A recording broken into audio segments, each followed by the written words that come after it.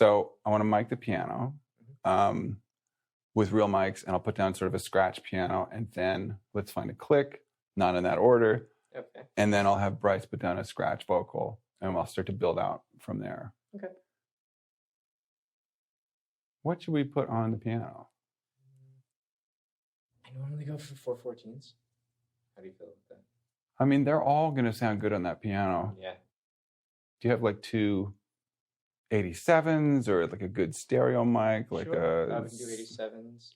C24? Or... I can check and see if our C24 is available. Yeah. We only have one, but it's super popular. Let's check. Sure.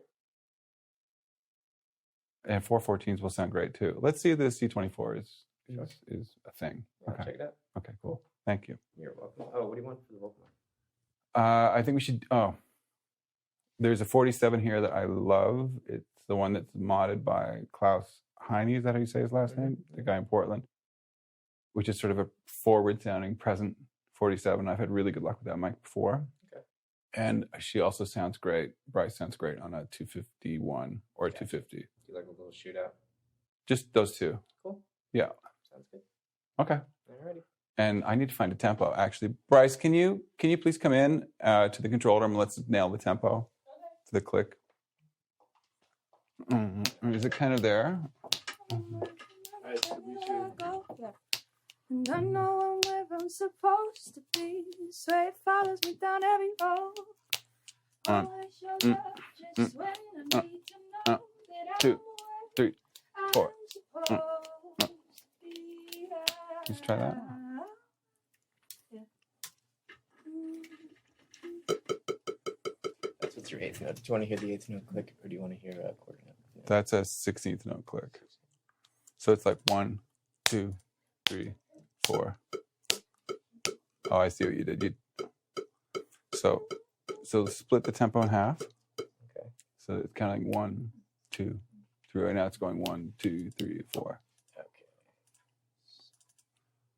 I have no idea what half of 158 is. It's okay. Those skills left me a long time ago, like in 4th grade. Let's go for 79. Yeah, 79. Really? Thanks. Smarty pants. She's like, you goons. So now you can make the click 8th notes. Do you want to try playing to that? Yeah. Just see.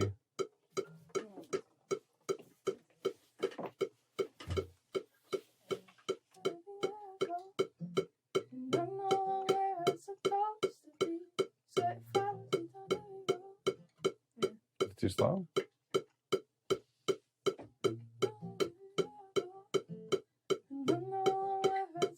Let's make it just a little brighter. Try 80.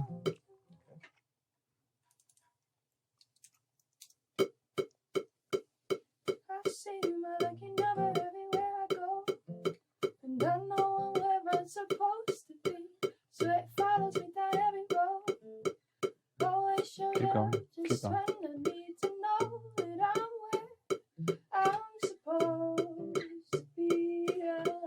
Let's try 81 just to see. Let's find out what too fast is. What do you think? I think that felt good. Yeah, me too. I'm just not. I think it was a bit brighter when we were in there. Let's just try 81 to see. I see my lucky number everywhere I go, and I know I'm where I'm supposed to be.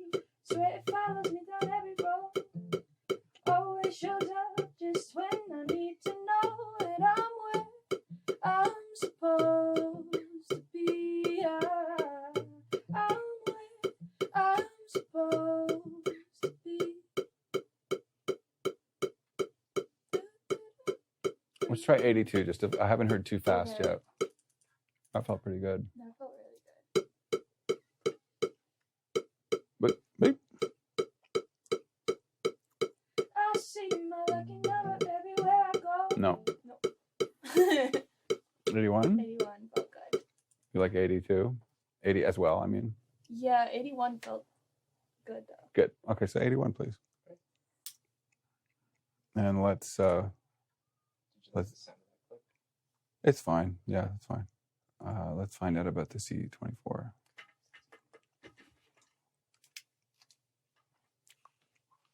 And now we pause for station identification. So So the C24 is not available. Can we kill those people? Yes, we can.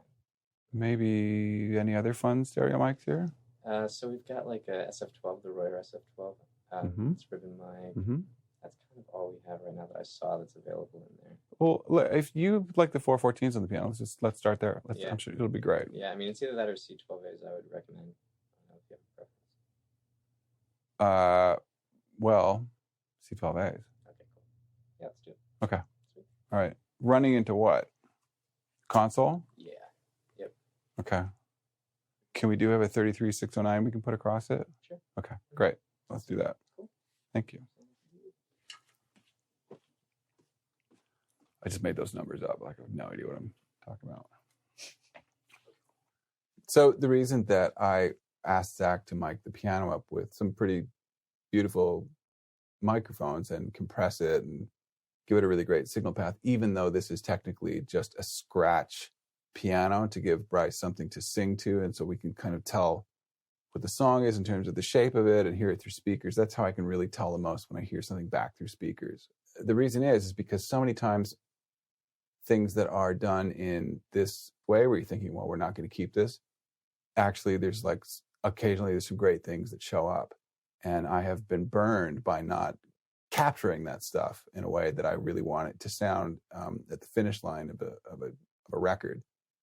So I don't believe like anything is truly scratched.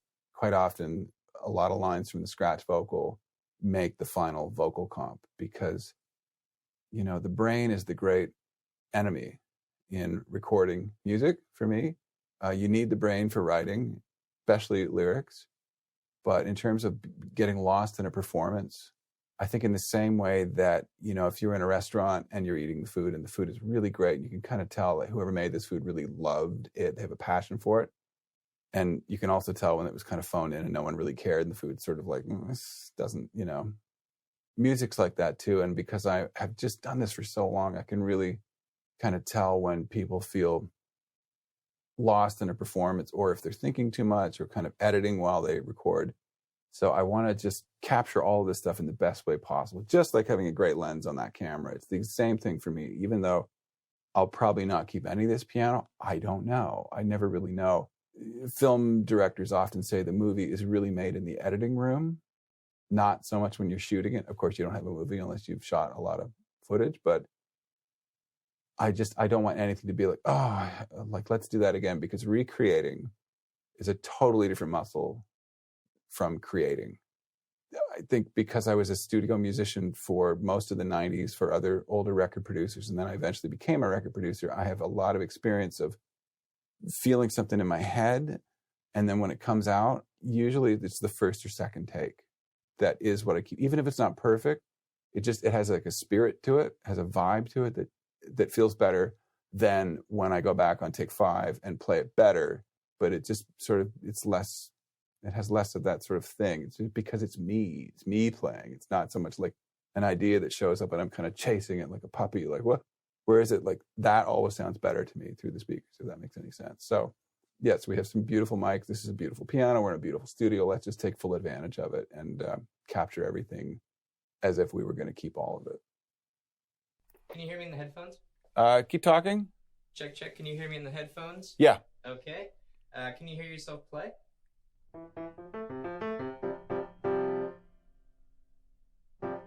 Yep. Okay, cool. Yeah, talkback is on 1, click is on 2, and then the keys fader all the way at the end is where the piano is. Let's hear the click. Okay.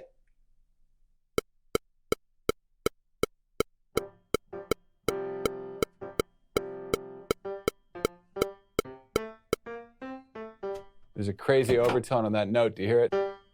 It's like.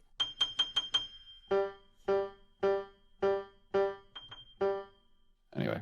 Do you want me to just a wild track it, or do you want me to give you like a 4-bar click rolling? Just go from bar 1. I'll probably come in at bar 3. Or bar 2. I got to set my level still. Go ahead.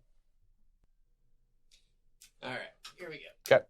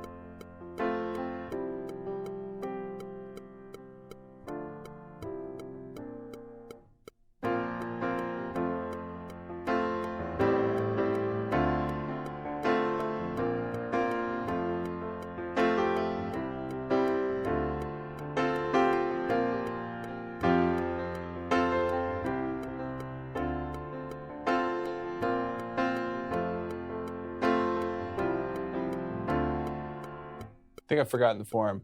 No, That was the end of the thing. that was it. Okay. You can keep rolling, don't stop.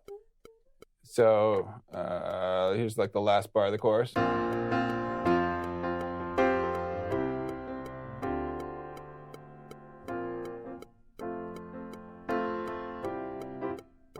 Try that again.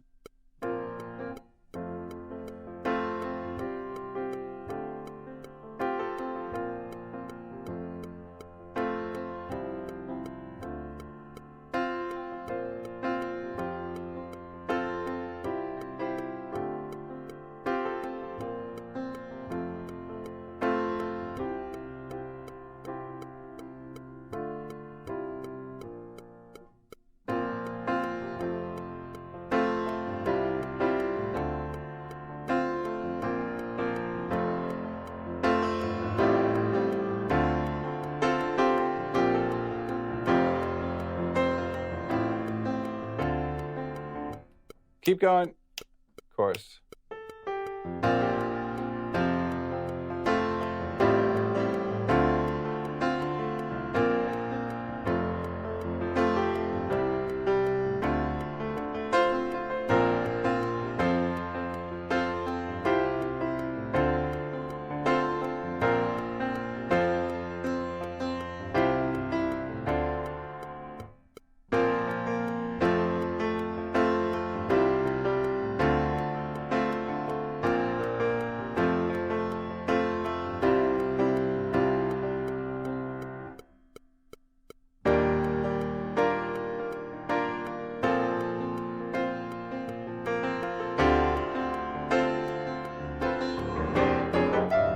Keep going.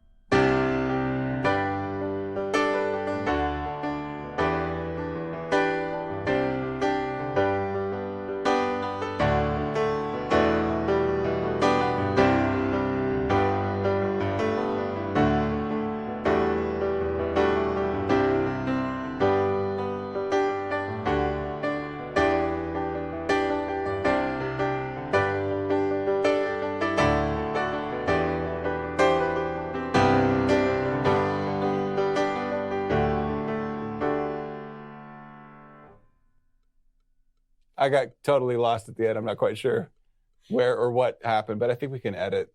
Let me come in and listen to it. What a fun piano to play. It's so full of life. This thing is, I'd love to know the history of it. And it is equipped with MIDI. That's a keyboard player joke.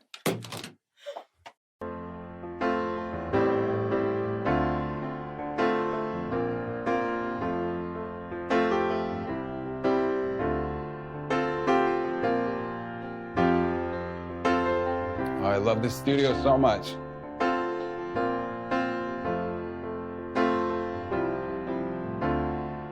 Kind of loud. Was it okay? Yeah. Do you want me to start from the very beginning or just kind of like down one a little bit? Let me jump in there. I'll mess with it. I'm gonna have to sort of suture it together. And Thank you. how much were we squashing it? I wasn't squashing it. Okay. I haven't. We didn't even patch it in? No. Okay, that's all right. That's okay. 3, 4.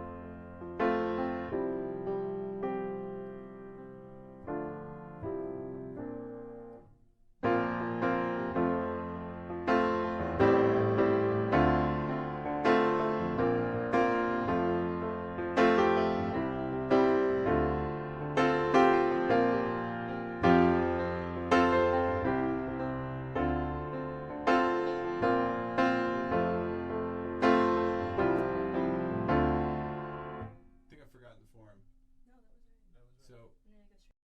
last bar of the chorus.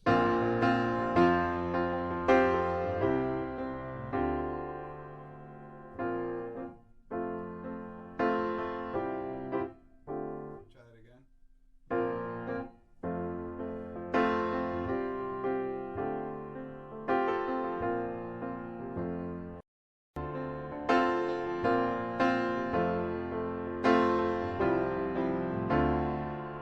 I think I've forgotten the form. No, that was right.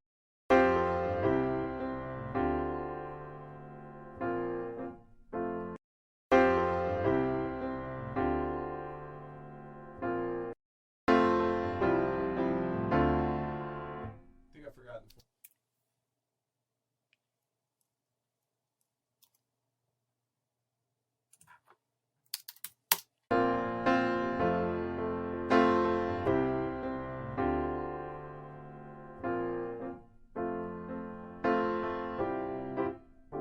Try that again.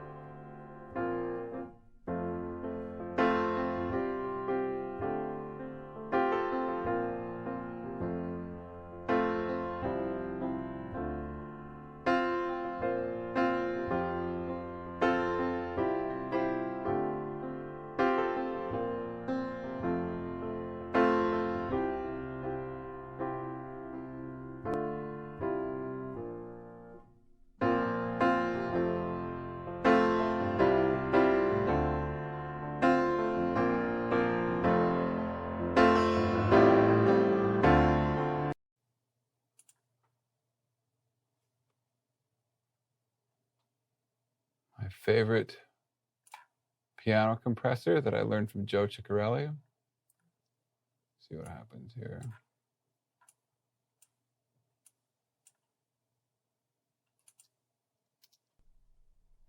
Three, four.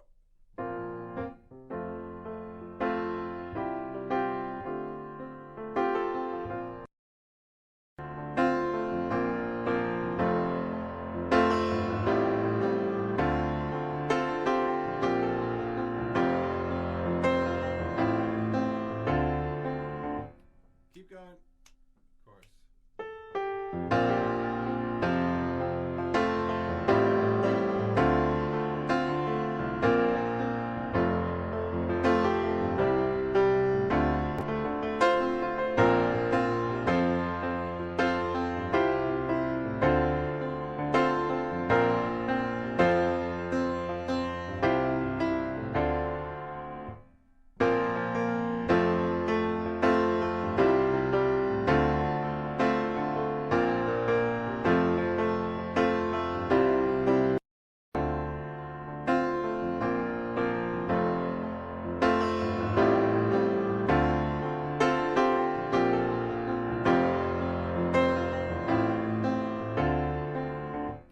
Keep going.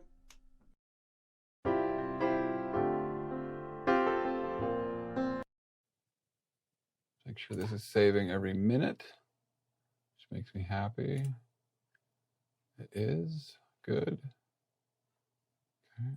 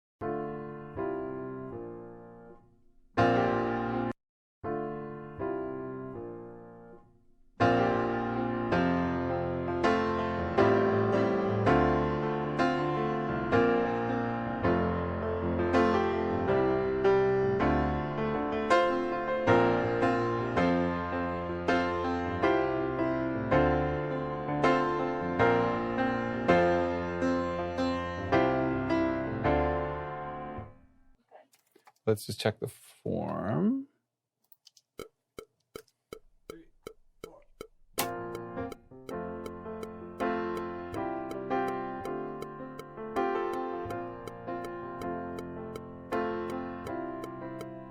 Voice 1.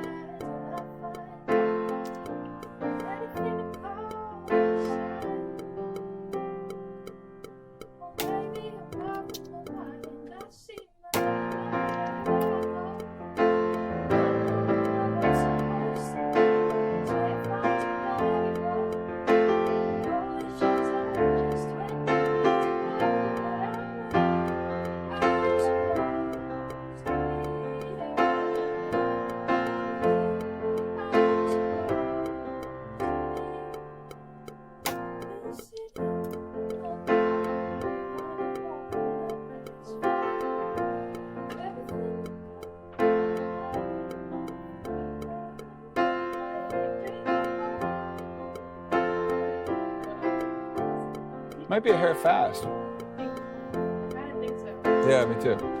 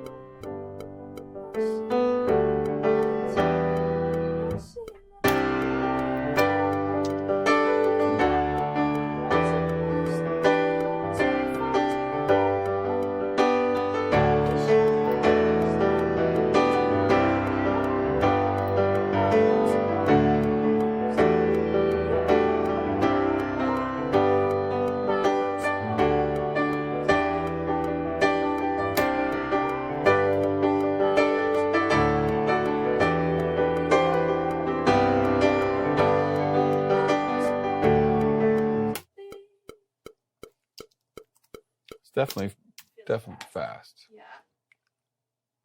All right. So let's find the tempo now that the piano's in there.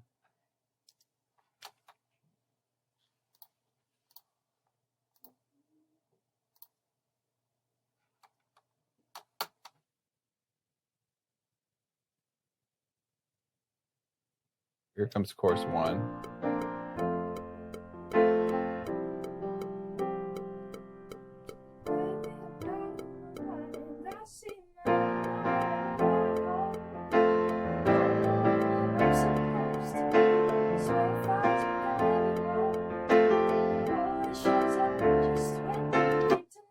It's too fast.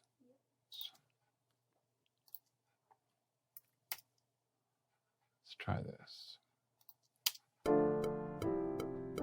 I see.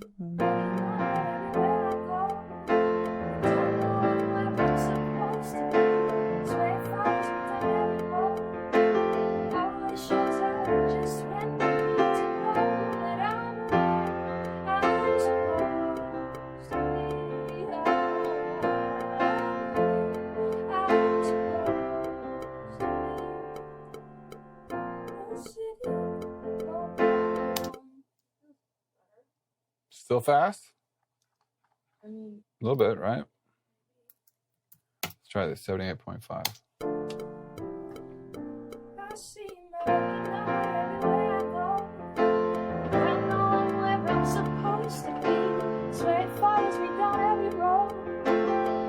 Shows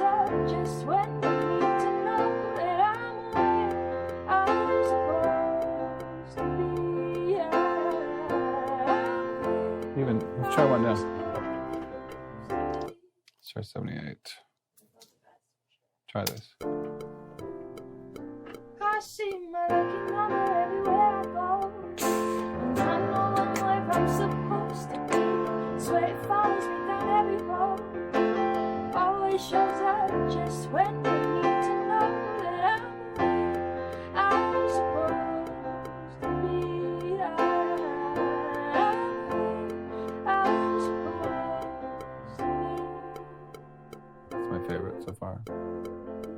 Slower? It's good. Okay. I think it feels good. So, like, that is always sort of a surprise to me, the tempo issue. And tempo is so ridiculously important to get it right, to where the singer is comfortable and where it doesn't feel like you're losing energy, but you're not, you know, overcooking things, and she's, you know, having to swallow words to get through it. But when we were out there playing piano and doing it in the room, we were way faster than this. Or at least I thought we were. I don't know, actually. Came in here, heard the tempo in my head, got it, and I was completely, like, wrong. It sounds so much better, considerably slower. When you're in, like, anywhere from 85 BPM to slower, when you change it by 1 BPM, it's a big shift. It's less of a shift if you're at 135 to 136. You'll feel it, but not as much as, like, 80 to 79. So right now we're at 78, but I thought the tempo was 81 BPM. Way too fast. It was wrecking the song. But I've tracked the piano to 81, so I was using polyphonic Elastic Audio to just find the tempo. That messes with the sound too much, but it helps me pivot quickly and find the right tempo. Now I'm going to tell Elastic Audio to go to Xform, which is my go-to thing for stuff like this. It doesn't work on everything, but for something like piano, it should make it pretty seamless to where it sounds like I played it at 78 BPM. So it takes a minute, but it's a lot of number crunching, but it's important. And then we're going to build everything on this piano track, which may not even see the light of day at the end of the track, but here we go. Xform, do it, task manager. This will take a minute. Okay, we got Xform. Turn the click off. Okay, turning it off. Yes, commit.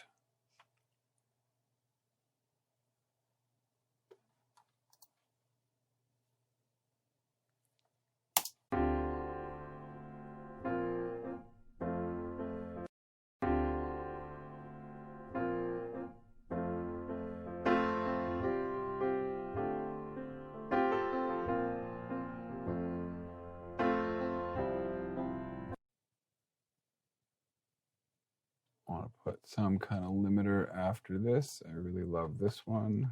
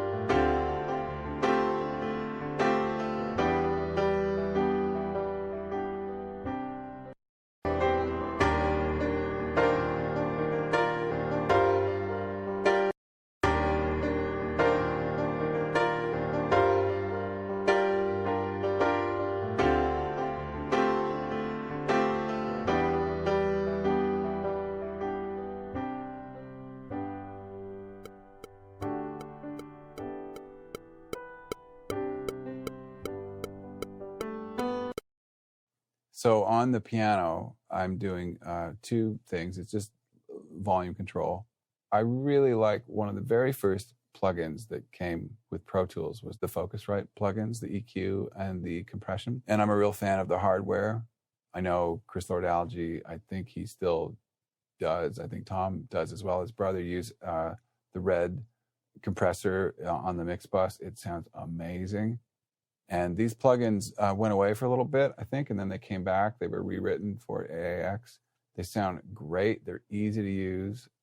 I go to them a lot. So I like them for compression. I also really like the limiter in it. It's really simple to use, just catches the peaks. And I played a really dynamic piano part on a very punchy piano. You know, this is also on natural speakers, microphones. It's also weird. And when you get really dynamic on a vocal and it's like it sounds in the room, if you're in the room, it sounds great. The minute you record it and you hear it through speakers, to me, it sounds sort of amateurish when things get way too loud and way too quiet. And I want it to feel like it's getting loud and quiet, but you got to contain and control so it works through these crazy, dumb things called speakers so that it sounds right to our ears. So I put the limiter on it, just shaved off the real peaks of the really loud, punchy chords. Still sounds like I'm playing really aggressively. It's not going to sound bad to Bryce when she gets on the mic. It's a bit more controlled. After that limiter, I put the UAD Neve 33609 compressor, which is just a magic box. The software is magic. The hardware is magic. In my studio, I have both. And it's just it's an incredible compressor on vocals. It's incredible on anything you put it through, drum, bass, bass. And years ago, when I was working with Joe Ciccarelli on the English artist Mika's first album, Life in Cartoon Motion, he showed me what a 33609 sounds like on piano, and I've never forgotten it. One of the many lessons I've learned from Joe, who is one of my favorite record makers and a real sweetheart. And by the way, who is very sweetly letting me use his ATC speakers here at Sunset Sound while we're working here. And his rack, we're about to use his 1073. He has two, but the top one is the best one I've ever heard in my life. And I've really heard a lot. And it took me 3 years to find my own 1073 that sounded anything like his. I kept comparing it to his and finally found one where the mic pre sounded basically the same, but the EQ wasn't nearly as good as Joe's, but I was fine with just having the mic pre be comparable to his. I'll put 33609 on the mix bus as well. And I know that Andrew Sheps is a big fan of doing that as well. And neither one of us do very much with it. It's hardly compressing at all. The lowest ratio, and the needle should barely be moving, but it does more than control volume. It just gives the sound. It imprints a tone. There's a crazy thing with compressors that Michael Brauer really, really, really blew up and kind of made it obvious for all of us through a lot of his experimenting early on in his career, is realizing that compressors, while they are really just volume control, they all have their own sort of, pardon the pun, circuitous ways of controlling volumes. Michael realized that compressors have a sound and they almost EQ the sound source that you're putting through them. You know, Michael does that in a big way where he'll take his lead vocal and run it through several hardware compressors and then blend the output of those to find the right tone. And I have copied that approach and I am addicted to doing it. And it almost sounds like the vocal is mastered after you do that. And the real kicker is it doesn't sound that compressed, even though you're running it through 4 to 6 compressors. It just does this beautiful balancing thing. You know, I'm really indebted to, all of us, even guys like Michael and Andrew, we're all standing on the shoulders of people that built this stuff, and Bill Putnam and Les Paul and all these amazing engineers that kind of almost accidentally discovered other uses for this gear. What a rabbit hole I just fell down. Anyway, those are the two plugins on my piano track.